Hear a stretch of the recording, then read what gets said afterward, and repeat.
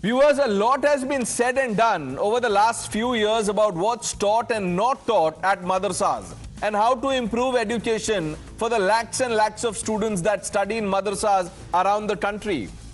For instance, should they have a more structured curriculum? Should they include computers in their syllabus? Should they take their cue from formal education boards like the NCERT? Should they also teach maths and science?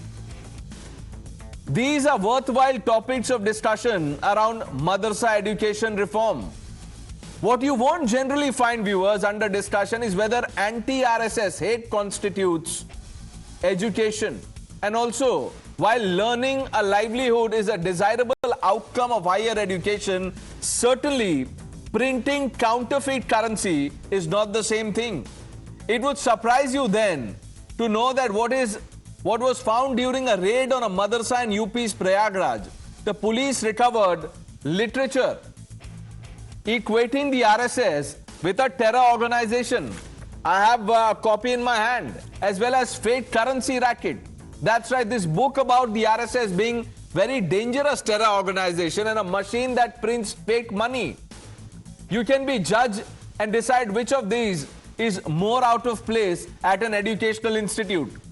There are some, however, who don't seem to be batting an eyelid at these startling recoveries. While the cops probe whether there's a terror angle involved, there are some political parties who've rushed in with textbook religious politics or textbook appeasement stand. The Samajwadi Party, for instance, says that the anti-RSS booklets are bestsellers in every bookstore and that they've summarily given the madrasa a clean sheet over the counterfeit racket. So today, let's put the spotlight on this new and interesting model of education where we can skip job placements and go straight to printing money. कुछ संगठन ऐसे हैं जो धार्मिकता के नाम पर विग्रह पैदा करने का सपना देख रहे हैं। योगी जी और मोदी जी के रहते हुए वो ये नहीं कर सकते। कांग्रेस के नेता भले ये कहते घूम रहे हों कि भारतवर्ष में बांग्लादेश हो जाएगा। मैं समझता हूं बांग्लादेश रहा होगा, ये भारतवर्ष है।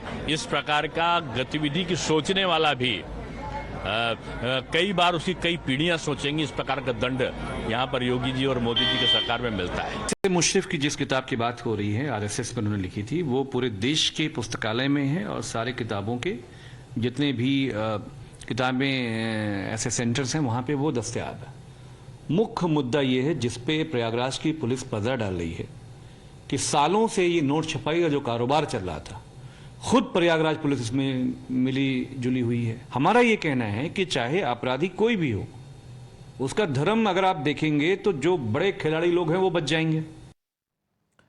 You heard the reactions. Let's open this up. Dr. Kaushal Kant Mishra, spokesperson of the Bharatiya Janata Party, Karan stays on.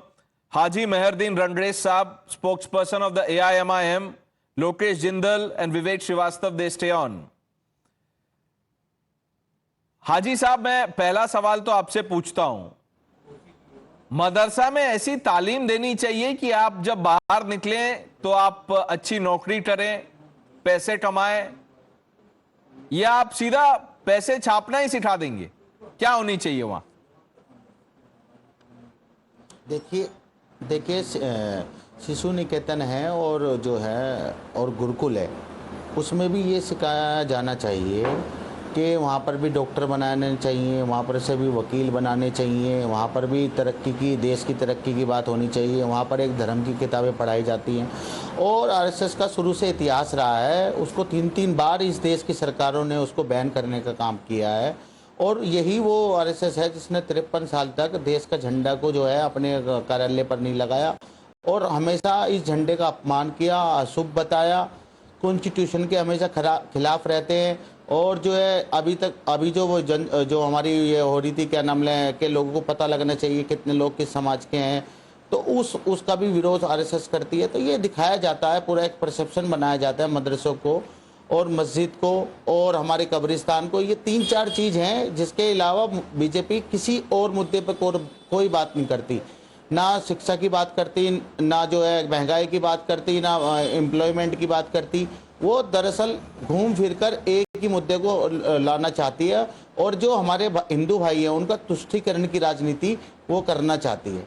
अगर ये आरएसएस जो है, अगर इसका बैन लग दिया, बैन अगर ये हो जाए दोबारा से, मैं कहता हूं चौथी बार, तो देश में जितने भी दंगे हो रहे हैं और जितने भी लोगों पे हमले हो रहे हैं, तो उन लोगों को भी इसकी राहत मिलेगी। ऐसे संगठनों को हमारे देश में कोई जगह नहीं मिलनी मैंने तो आपसे आरएसएस पे सवाल पूछा ही नहीं, मैंने तो प्रिंटिंग प्रेस पे पूछा कि मदरसे में नोट छापना सिखाया जा रहा है, वहां पे प्रिंटिंग मशीन मिली है, वहां पे एक फेक नोट फैक्ट्री है, लेकिन आप कहां चले, गुरुकुल चले गए, आप शिशु मंदिर की बात कर दी आपने, आप बोल रहे डॉक्टर बनाने चाहिए, सब बनाने चाहिए, ये पढ़ा के डॉक्टर बनाएंगे। मैं उस पे भी, ये इसमें देखिए क्या लिखा हुआ है। अब समाजवादी पार्टी का आपने रिएक्शन सुना, वो कह रहे हैं कि देखिए ये परसिक्यूशन है, आप धर्म के आधार पर एक्शन ले रहे हैं। Lokesh Jindal, will you ban the RSS? Should the RSS be banned? Well, Pranesh, the Supreme Court has come out very clear on any person having any such form of literature will not be something that is illegal, or if at all there is any form of opinionated. No, I am not saying, Lokesh, I am not saying that.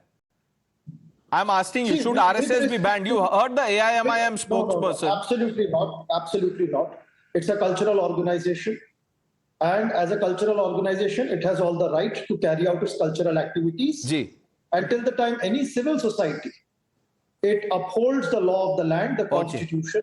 Now, here's my second question. Lokesh, should there be a note printing machine in a madrasa? Absolutely not. Okay. It's a criminal offense. Vivek Srivastav, will you ban the RSS? Should the RSS be banned, sir? The RSS, with due respect to my friend Lokesh, the RSS is not a cultural organization anymore. They apologized to Sardar Patel and they said, we are not in politics, we will not be in politics, we don't support any political line, we will remain in Sanskriti, Sanskritik Sangathan, and that is when the Congress did the biggest mistake of letting these guys in open. It is a political organization.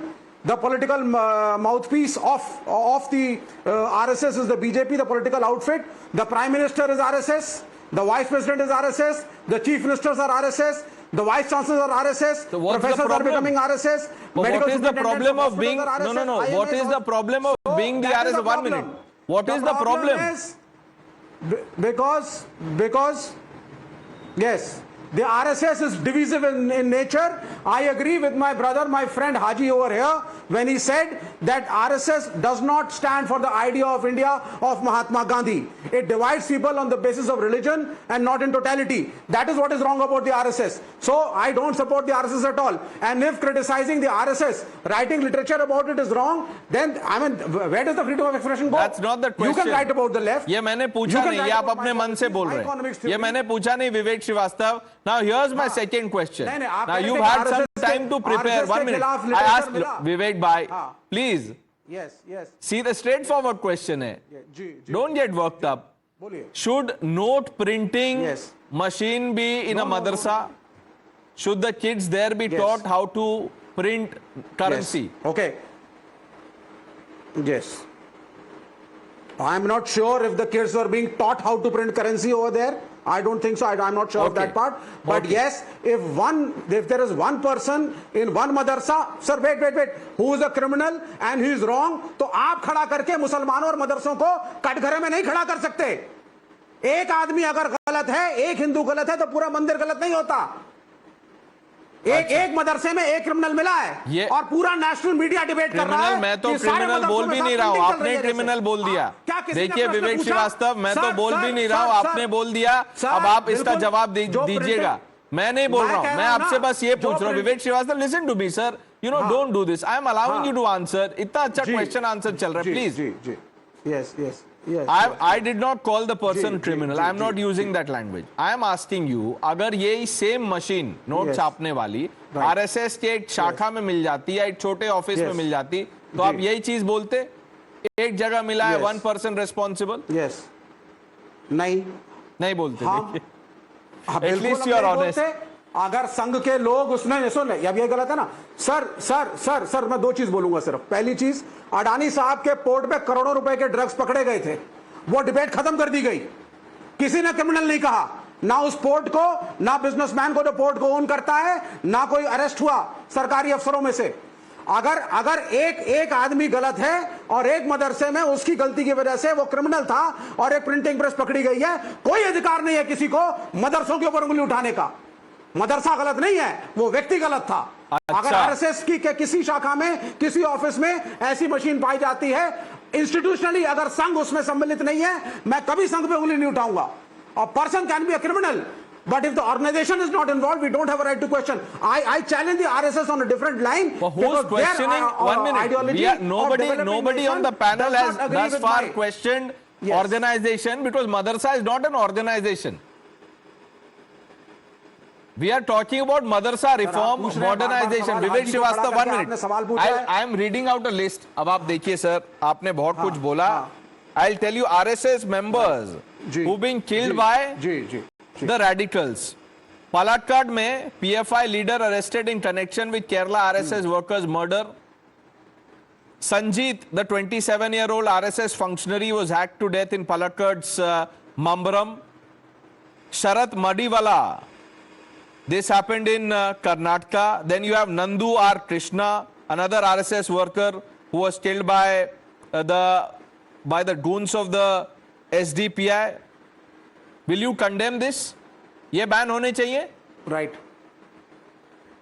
या आप ये गलत था, लेकिन आप इसका हवाला देकर के मुसलमानों की मॉब लिंचिंग को जस्टिफाई मत करिए। ये कहां से कौन हवाला दे रहा है? बहुत से मिलिटेंट हिंदुत्व ग्रुप्स हैं जो घेर लेते हैं भीड़ में। अरे क्या बात कर रहे हैं सर, हरियाणा में मारा है ना लड़के को। ओके, हिंदुत्व ग्रुप्स, एक मजदूर को विवेक श्रीवास्तव, हिंदुत्व ग्रुप्स बीफ खा रहा था। I am taking a position, Vivek Srivastava. Lynching is wrong. All those people who've done it should be jailed, arrested immediately. Will you say the same thing about the Islamist radicals? Will you say this against the SDPI? Absolutely. Say that against the SDPI. If this country runs by constitution, if somebody is being lynched, SDPI, not even if he's constitution. of the RSS, that is wrong. SDPI का नाम नहीं निकल रहा आपके मुंह से, विवेक Srivastava. Criminal है साहब, अब पार्टी, अब आप नाम भी नहीं ले रहे। एसडीपीआई को आप Karan, you see, this is the problem. Haji Saab began by saying Sishu Mandir, Gurukul. Lokesh Jindal at least took a principled position. But Vivek Srivastava has exposed himself again. Now when memes are made of this debate, he will blame me.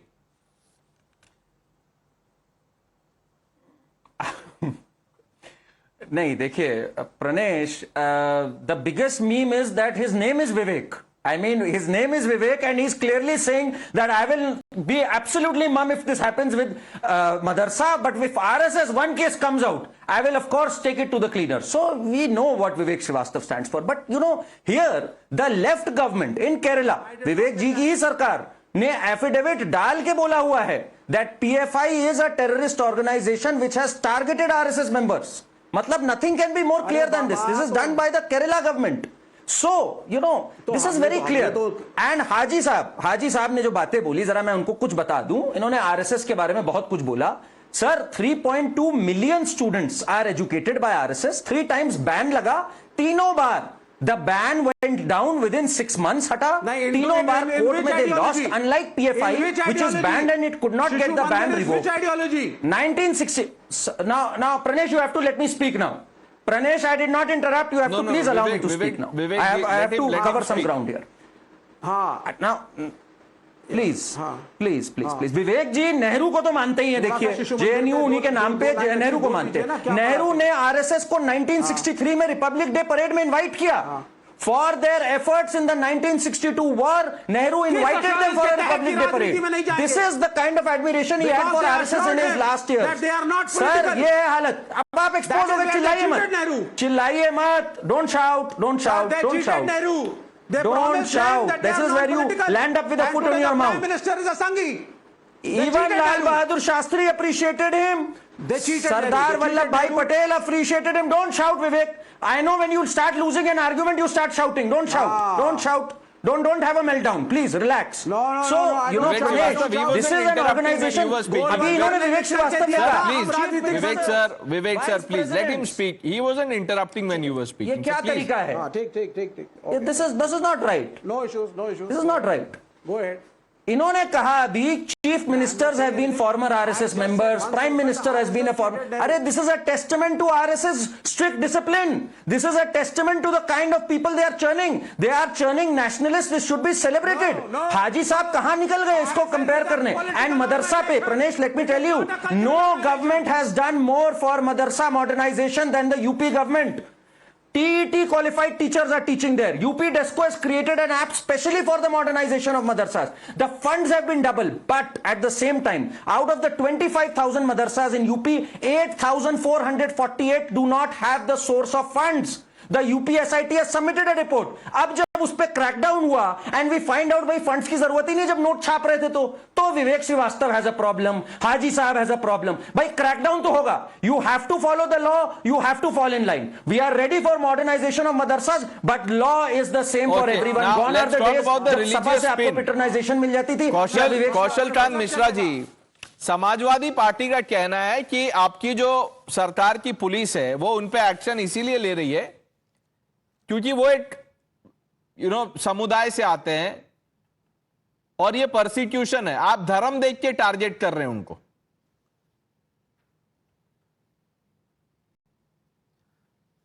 Pranesh, ये वही Samajwadi party है और यही MIM है. जब illegal मदरसों पे ban लगाया जा रहा था उत्तर प्रदेश में तो ये लोग आज की ही बहस की तरह उस दिन अपोज कर रहे थे. ये लोग सिमी पर जब बैन लगा था तब भी ऐसे ही अपोज कर रहे थे. जब पीएफआई पे बैन लग रहा था तब भी ये इसी तरह से अपोज कर रहे थे. और यहाँ पे सबको मैंने सुना, बताना चाहता हूं कि national commission of terror attack on 9/11 USA, their findings is मदरसाज are incubator of violent extremists. This is first finding. Second, madrasa teach hate, hostility and hatred is their prime agenda.